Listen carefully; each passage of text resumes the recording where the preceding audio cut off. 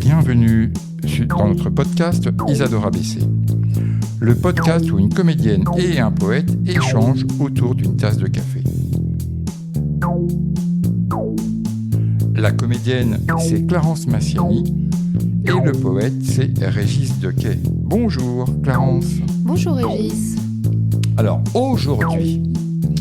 aujourd'hui, je te propose d'évoquer l'idée d'évasion. La littérature permet-elle de s'évader ? Alors de prime abord, la réponse nous paraît évidente et nous aurions tendance à y répondre par l'affirmative. Clarence, qu'en dis-tu toi ? Eh bien, souvent, il est dit que plonger dans un livre, lire permet de s'évader, de rêver, de partir, mais sincèrement, moi je ne sais pas si je ressens cela. J'ai plutôt la sensation, à chaque fois que j'ouvre un livre, de me préparer à plonger plus en moi-même, à ressentir l'autrice ou l'auteur me dire quelque chose, m'insuffler des mots, à retenir et à écouter. Je n'ai pas vraiment la sensation de voyager, mais au contraire d'être enveloppée, absorbée par l'univers de l'autre, comme si il ou elle était à mes côtés, juste près de mon oreille, à me murmurer les mots. Est-ce que tu entends bien ce que je veux dire ? Et à ce moment-là, eh bien, au contraire de l'évasion, je me sens plutôt clouée, assise, comme ne pas pouvoir se lever et agrippant les pages sans pouvoir les lâcher comme détentrice d'un trésor que je ne peux pas abandonner. Alors, eh bien non, la sensation de s'évader, non, je ne l'ai pas vraiment. En réalité, je m'évade plutôt en dansant, en écoutant de la musique, en marchant, en courant, en regardant un film, des choses qui finalement me tournent plutôt vers l'extérieur, alors que lire, eh bien, ça me rattache à moi-même, à mon intérieur, ça me rapproche justement de moi-même et ça résonne complètement avec mes émotions et mes pensées.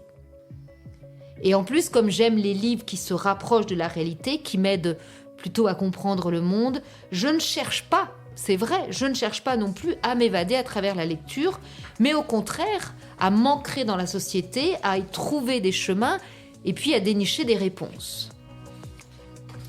Alors moi j'aime beaucoup ce que tu révèles là dans ce que tu viens de dire et j'y adhère parfaitement. Pour moi, cela fait écho avec cette citation plutôt de Stéphane Jourdain qui dit « Comment peut-on prendre le miroir de la conscience pour une fenêtre ?» Je te l'accorde.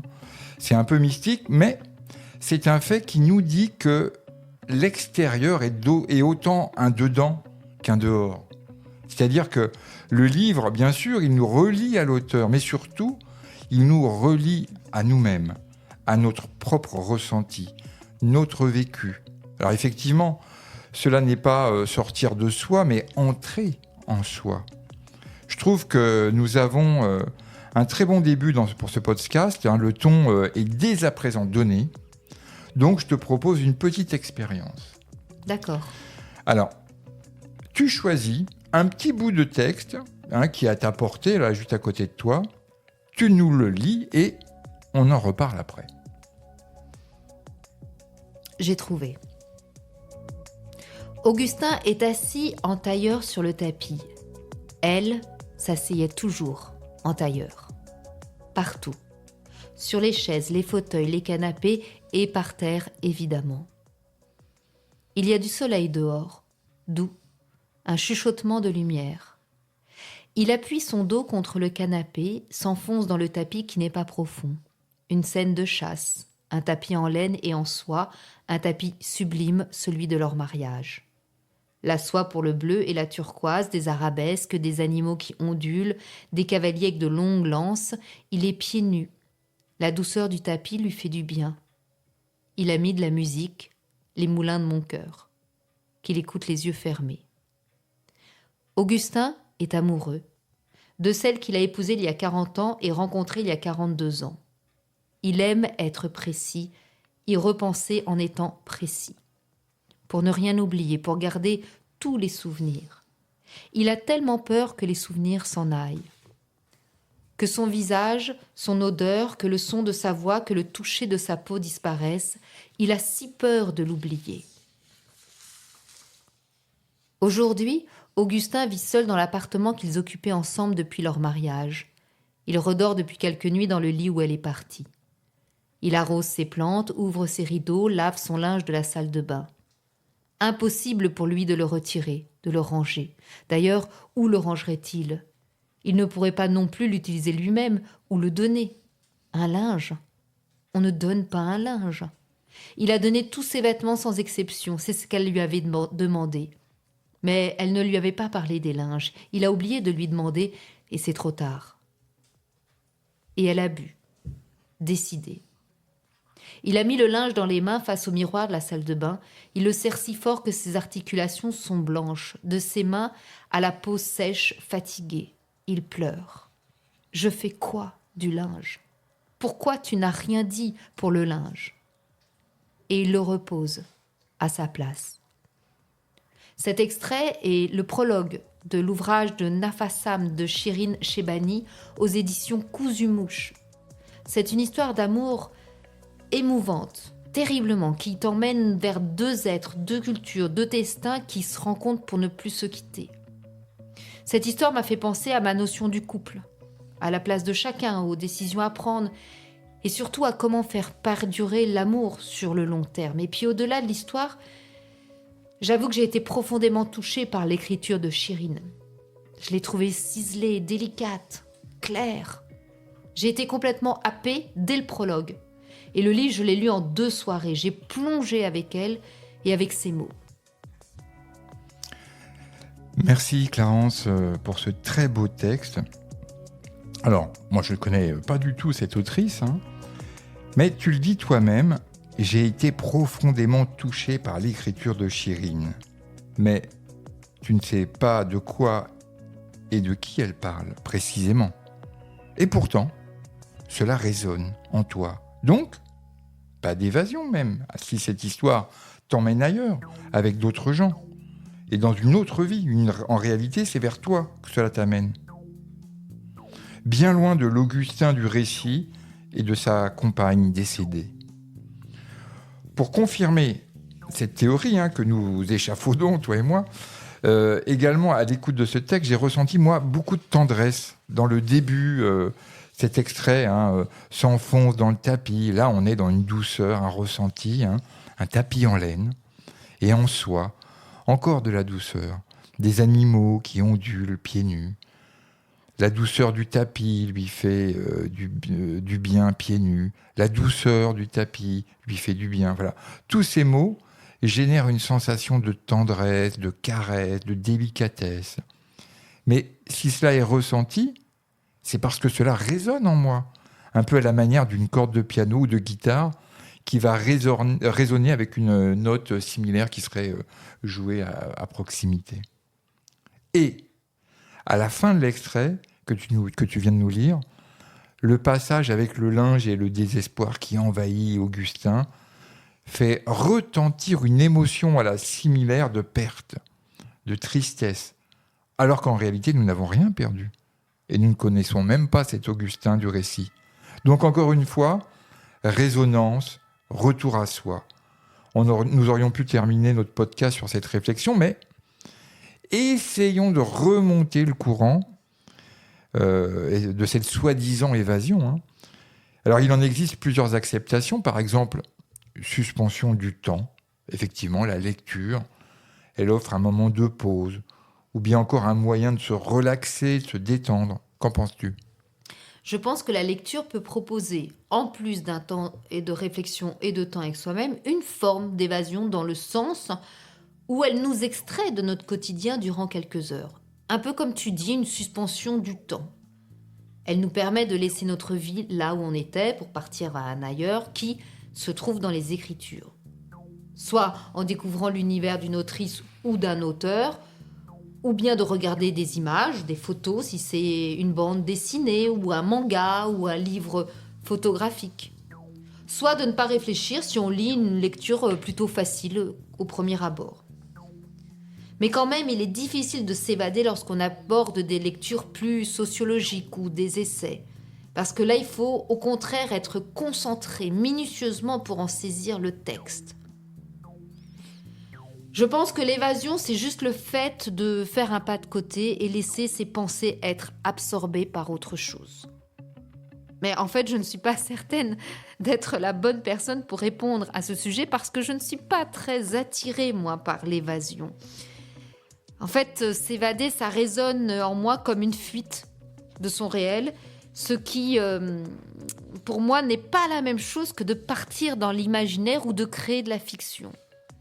Le mot « s'évader » m'évoque, à mon sens, une forme de légèreté, comme quelque chose qui ne permettrait pas de s'ancrer, mais au contraire d'échapper, alors qu'à mon sens, l'imaginaire et la fiction n'est pas une échappatoire. Au contraire, ce sont des images mentales extrêmement bien construites, bien pensées, bien réfléchies. Ah oui, bien sûr. S'évader, c'est un peu échapper à l'instant, de manière transitoire. J'ai souvenir à l'adolescence d'avoir dévoré moi des livres de Castaneda en les lisant dans l'ordre évidemment parce qu'il fallait lire vraiment dans la suite chronologique et d'avoir vraiment dévoré ces livres avec les aventures de Don Miguel le sorcier. Voilà, j'étais à chaque fois totalement happé par l'histoire. Est-ce que toi, tu n'as pas également eu ce type d'expérience avec des livres qui t'auraient fait voyager loin ? C'est vrai que je pense que quand j'étais enfant et adolescente, peut-être que effectivement les livres étaient beaucoup plus une évasion. Je me souviens d'avoir été éduquée avec les classiques Flaubert, Zola, Jules Verne, et c'est vrai que c'était de véritables voyages loin de chez moi. En plus, j'étais pas très heureuse en famille, c'était pas une période la plus heureuse de ma vie, et cela me permettait effectivement d'avoir une échappatoire. Et je me souviens de rêver à la vie que je pourrais avoir ou m'imaginer être une des héroïnes et puis avoir des vies intrépides.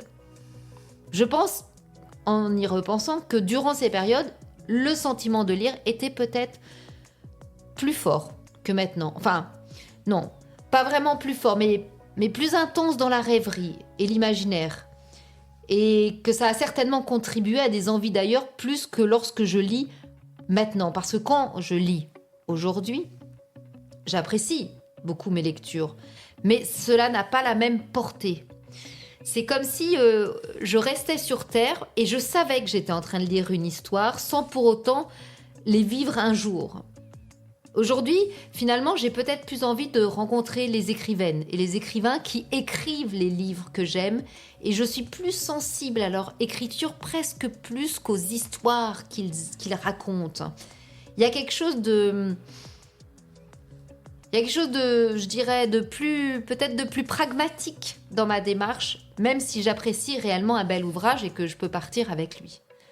Je me souviens notamment, lorsque j'étais jeune fille, d'un roman que je lisais qui s'appelait Le Jardin secret, The Secret Garden, qui était un roman anglais qui parlait d'une petite fille renfermée et désagréable à la suite de la mort de ses parents et qui s'est retrouvée à vivre chez son oncle où un jour elle a découvert la clé d'un jardin délaissé et qu'elle a rencontré un garçon qui savait parler aux animaux.